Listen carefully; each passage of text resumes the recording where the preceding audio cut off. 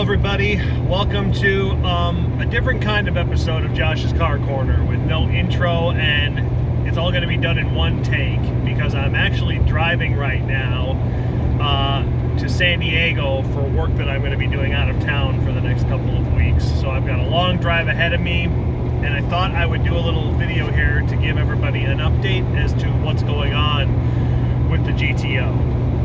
I know a lot of people would have liked to see the car be done by now. I would have liked to see the car be done by now. But 2020 was not just a bad year for everyone because of the coronavirus and political strife and protests and everything else that went on this planet. For me, it has been the most frustrating and difficult year of car modification of my life. So many things happened in this process that I did not put on film, and a lot of them revolve around that brand new Tremec T56 Magnum F transmission that I bought, which I thought was going to be a huge upgrade to the car and its performance, with better gear ratio spacing and a lot more strength so it can handle a lot more power. And it has just become a constant source of problems and frustrations to the point where I don't even like the thing, and I haven't even driven the car with it yet. But I want to go back to just cover everything that has been a source of trouble and frustration on this project. So going all the way back a couple episodes, I did a thing back when I was still putting the whole engine together. I did a thing where I said that in order to replace the pilot bearing in the bank of the crankshaft, you have to use a puller tool to pull the pilot bearing out. You can't just use the hydraulic method of forcing grease in there and pounding it with a hammer, or using bread was another internet alternative. The reason I found that out is because I tried that. I tried it with grease, I tried it with bread, and I was never able to push it out, and I was like, what's going on? And it was only then that I found out that the crank is gun drilled all the way through. So all that bread and all that grease just went through the hole in the crankshaft, and it got all over the conrods for number 8, and I think a little bit on number 7. So I had to spend a whole ton of time cleaning all of that out. Then of course I had to run the whole engine back down to Tucson to my engine builder so they could pop that little freeze plug for the crank back in, and then they were able to pull the old pilot bearing out too. They had a proper tool that would do it. I couldn't find a tool locally to pull it out, so they did that for me, and did it no charge, which those guys have been tremendous. Larry's Engine and Marine in Tucson, Arizona, if you live in AZ and need some engine work done, cannot say enough about those guys. Very great guys. So that happened, and I'm just trying to remember everything that went wrong here in this process. So remember that fluid damper harmonic balancer that I wanted to put in? That was fine. That thing is fine, and it's in now. But when I made the video about putting it on, I remarked that you just go to the local parts store and you get an install tool that threads into the crank, and then you drive it on with a bolt. Well, what you didn't see on camera is that the tool at my local parts store was not long enough. The threads in the front of the LS crank don't start right at the nose of the crank. They start way the hell back in there, and the bolt that comes with the tool wasn't long enough to get in and grab the threads so that I could drive it on with a bolt. Nobody's tool was long enough. I couldn't find one on Amazon that would have been long enough. Ultimately, I got very lucky that I found an Ace hardware store in the Phoenix Metro Valley, and they got in Tempe, that just happened to have threaded rod that was the right diameter and the right thread pitch for the LS crank. I had to go buy a 3-foot section of it and then cut off just what I needed and drive it on with a bolt, which Ace hardware is not grade 10.9 or grade 12.8 metric hardware, so I had to use an 8.8 bolt, and by the time I got the harmonic balancer on there, the bolt had seized to the threaded rod. And fortunately, it was able to back right out. But the threaded rod, that piece of threaded rod is now worthless. And if I ever want to do it again, I'm going to have to cut a new piece of threaded rod to install that balancer again. Hopefully I'll never have to. Then the problems with the transmission just started compounding on themselves. It was just one thing after another. The first problem was that I got it on, and then I went to put my factory shifter back on, and it requires 13 pound-feet of torque for the 4 bolts. There's 4 bolts that go around in a square pattern to hold the shifter on. And before I could even get to 8 foot-pounds, 2 of them had completely stripped out. And this is a brand new tail shaft housing, supposedly from Tremec. The bolts were new, and with very little pressure at all, they stripped right out. So I had to then figure out what the heck I was going to do about that. I had to freaking call my buddy in Tucson, take the transmission down to him. We drilled all the holes out. We put steel inserts in the holes that were the same thread pitch and diameter and everything, and then run it back up to my house, and then we were able to bolt the shifter on. So we get the shifter on, and I'm rowing it through the gears, and it just doesn't feel right for the bottom gears, 2, 4, and 6. There's a very positive clunk noise that happens when you're rowing the shifter through the gates and when the whole mechanism moves. And that engagement clunk was very positive on 1, 3, 5 in reverse. It sounded right, but 2, 4, and 6, it just didn't sound like it was getting all the way there. So then I start to disassemble my factory shifter underneath the rod, the ball that and the mechanism it rotates in there. Well, the bushings there's a bushing and there's a bearing and something else, and they had all been just completely disintegrated to dust. There was nothing left. So what was happening was the ball wasn't moving around in them anymore. It was actually riding up the side of the whole compartment, the whole cavity. So it wasn't pulling the shifter mechanism far enough to engage the lower gears properly. So my factory shifter was garbage. So now I have to get an aftermarket shifter. Okay. Well, my friend Ali just happened to have a brand new MGW Proxys shifter sitting around. So we throw that on there. Okay. Well, first off, we couldn't install it in the car with the shifter on there because the mechanism for the Proxys is completely different. See, the factory one, it manipulates the shifter via a linkage that goes back to a rod, and that rod is held vertical in a ball and cage, and then that rod is what moves around, but then the linkage manipulates the actual ball that moves the shifter mechanism around. But the Proxys, it's just an arm coming off the ball in the middle that manipulates the shifter mechanism. So because that sticks back and it sticks up higher, you can't install the transmission with it on. So we had to get it roughly in position, then we had to drop it down a little bit, just as far as we could. Then we bolt the shifter on, put it back up, we got it in. Okay, great. And the shifter feels great. It moves really nice, but because it now doesn't have that linkage that actually manipulates the middle part, it actually has just an arm coming off the middle part. The shifter no longer moves correctly, or moves properly, not like a normal factory shifter does. What it does now is, for one thing, third gear is where neutral used to be. It doesn't go near as far forward like it used to, so it isn't like this anymore, where this is 1, 3, and 5, and this is 2, 4, 6. Now this is 1, 3, 5, and this is 2, 4, 6, and because of that, the shifter doesn't move forward and backward. The shifter moves up and down.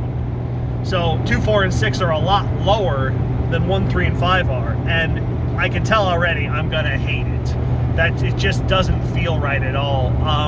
Fortunately, you thread, the way his shifter works is you thread a rod in to the actual arm that manipulates it and then goes into the shifter boot and everything. I think I'm gonna end up having a custom rod made that threads in, that's actually cantered forward 15 or 20 degrees and then gusseted for strength. just so it moves 1, 3, and 5 farther forward like they're supposed to be. And hopefully the act of doing that will also change how much it drops when you go to 2, 4, and 6. Because the way it feels right now just doesn't feel right. It's not conducive to positive, quick shifting like I was used to. Because the shifter handle should stay at the same height, and that's not happening with his shifter. I don't really care for it. It's either that or Sicky makes one that is modeled like the factory system with a linkage, where it's got an actual rod that sits in a ball and cage that moves up and down. I might try that one too if I just can't stand the Proxys. Right now it just feels like I'm not gonna like it, but we'll see. So anyway, we get the transmission in, all is well. I go to bleed it, and it is at that moment that my Motive power bleeder decides that the little adapter that threads onto the clutch reservoir, it just decides at that moment that the little hose that connects to that back to the power bleeder decides it doesn't want to have structural integrity anymore, and it starts to rip apart right at the connector that you thread on for the clutch reservoir, and the line blew and sprayed brake fluid all over the place. And it took me a half hour to clean it up, and it was a gigantic mess.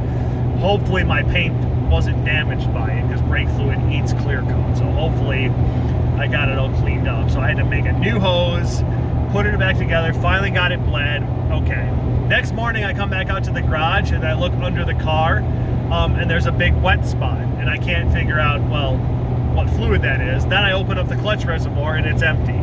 So all the fluid leaked out overnight, so we had to take the transmission back out, diagnose the problem, which turned out to be the brass washer for the speed bleeder line had failed. Even though the fitting was tight in my new slave cylinder, because I replaced it, it had all seeped right past there, because apparently there was a gash in the brass washer. So I had to go to the parts store, get a new brass washer, a thicker brass washer, put it all back together. We pressurized it, we tested it, it didn't leak, put the transmission back in, bled it again, and then it was at that point we were finding out my power bleeder just wasn't bleeding it properly. It wasn't getting the air out, so we had to, me and my friend Ali had to bleed it by hand. He was pumping the pedal inside and I was cracking the line, and we finally got it bled out. It wasn't leaking, so okay, hydraulics are now bled, clutch is good. Awesome. Then the next problem comes with my drive shaft, my carbon fiber drive shaft, because the T56 Magnum transmission requires you to have a 31 spline input yoke. It's got more splines on it than the factory T56 does, which is 27 splines. So I got a new strange input yoke, a 31 spline, and it was only when I went to install the drive shaft that I found out that the tunnel on the T56 Magnum is about an inch shallower than the tunnel is on the T56 that comes in the GTO. And if you try to use the input yoke as it is, it bottoms out in the tunnel and makes the drive shaft an inch longer. And now you can't get it over the snout on the differential, and you can't install it. So I had to take the drive shaft out. I had to take it to a drive shaft shop and ask them if they could shorten the snout on the input yoke by about 7/8 of an inch, is the measurement I came up with. They couldn't do it. I had to take it to a machine shop, and because I was trying to get it all done before the end of the year, it became a rush job.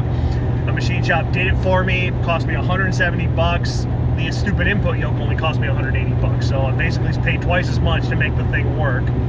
But they shortened it, they beveled it on both sides so it's correct, put it back in, and it fits, and it works. Okay, awesome. So all is well there.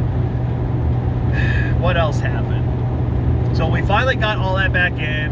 We got the exhaust together, all the wiring, put the Mishimoto radiator in, did the plumbing for the fuel, put the tank back together with the bucket and the new. I bought a new Deechworks DW300 pump. There was nothing wrong with the 65C that I had, with the exception of when I took the bucket apart, I noticed that the surface on the fuel pump had gotten all pitted, which I think has to come from the ethanol, which slowly eating the surface of the pump over time. And I just thought, well, maybe some of that crap might have worked its way past the screen and into the pump. So I thought, well, I've got it apart. I'll just get another DW300. It's a little more flow. They're only $100. I'll put it back together and everything will be fine. So I really wanted to use it in that new 8.1 bucket, but I was going to have to make custom lines, and I didn't have time to do it, so I just threw the 300 back in the factory bucket, put it all back together, thought everything was going to be fine. We get all the pre-check stuff done, fluids are all in, put the HP tuners on, crank the motor, confirm I did have oil pressure when cranking, hooked up the plugs, hooked up the injectors, go to crank it, it won't fire. So, okay, well, what's going on? We don't have fuel or we don't have spark. Well, confirmed that I had spark because after cycling the key a couple times, when I would start to crank it initially, 1 or 2 cylinders would try to fire, but then nothing after that. So it's like, okay, I have to have spark because it's trying to fire. It's got to be a fuel problem. So the next day, my buddy Ali came over with his pressure gauge, and we hooked it up to the Schrader valve on the rail and looked, and it was only building about 3 pounds of pressure when the pump was running, and as soon as the pump shut off, the pressure was gone. Okay, so either something's wrong with the pump or something's broken in the bucket and all the pressure is bleeding off. So we started disconnecting lines all along the way. So we grabbed a 1-gallon jug and we just started disconnecting fuel lines along the way to see where we were getting fuel. We were getting plenty of fuel flow right out of the tank. We were getting plenty of fuel flow under the car. So we know it's flowing fuel, but as soon as there's resistance, it's not getting there. So I don't know at this point if it's got a bad pump. We can hear it running, so it definitely works, but it's either a bad pump or it's a bad pressure regulator or something is broken inside the bucket that I can't see.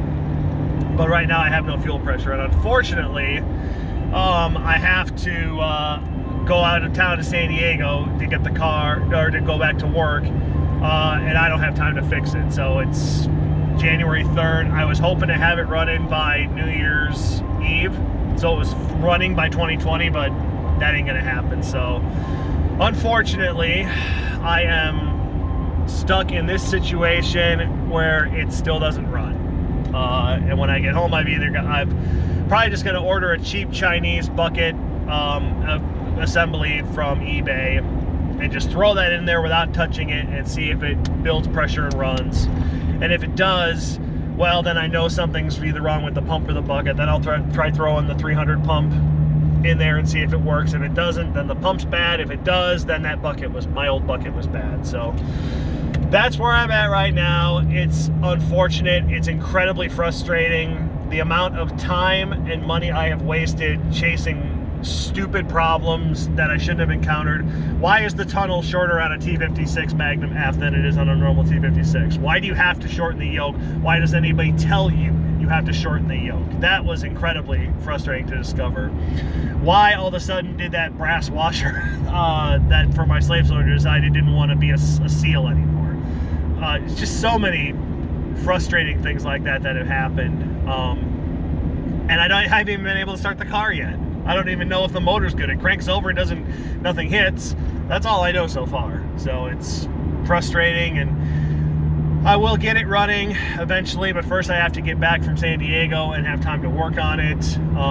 I would like to get it running while the weather's nice this winter, but time will tell. It's so close, but it's like every time I think I finally got everything nipped in the butt that's been causing problems, another problem comes up. So I fully imagine that once I finally get the fuel thing problem fixed and I've got fuel flow again, something else is going to come up and cause problems.